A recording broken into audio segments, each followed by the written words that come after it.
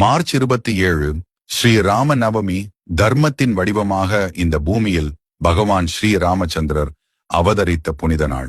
சுமார் 2 மில்லியன் ஆண்டுகளுக்கு முன்பு அயோத்தியில் பிறந்த ஸ்ரீ ராமச்சந்திரர் நீதியாலும் கருணையாலும் ஒழுக்கத்தாலும் உலகிற்கு ஒரு சிறந்த அரசன் எப்படி இருக்க வேண்டும் என்பதை உதாரணமாக வாழ்ந்து காட்டினார்.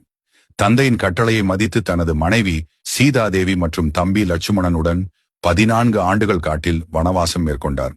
அப்பொழுது அசுரராஜன் ராவணன் சீதாதேவியை இலங்கைக்கு கடத்திச் சென்றான். தனது பரம பக்தனான ஆஞ்சநேயர் மற்றும் வானர சேனைகளின் உதவியுடன் ராவணனையும் அவன் படைகளையும் வென்று சீதாதேவியை மீட்டு உலகிற்கு தர்மத்தின் வெற்றியை அறிவித்தார். திரேதா யுகத்தில் அவதரித்த ஸ்ரீ ராமச்சந்திர மூர்த்தியே துவாபர யுகத்தில் பகவான் ஸ்ரீ கிருஷ்ணராக அவதரித்து உலகிற்கு பகவத்கீதையின் ஞானத்தை அளித்தார். ராமனாக தர்மத்தை வாழ்ந்து காட்டியவர் ஸ்ரீ கிருஷ்ணராக போர்க்களத்தில் கீதா உபதேசத்தை வழங்கினார். இந்த புனித ராம நவமியில் ஹரே கிருஷ்ண கிருஷ்ண கிருஷ்ண ஹரே ஹரே, ஹரே ராம ராம ராம ஹரே ஹரே என்ற மகா மந்திரத்தை 108 முறை உச்சரித்து ஸ்ரீராமரின் அருளை பெற்றிடுங்கள். ஜெய் ஸ்ரீராம்.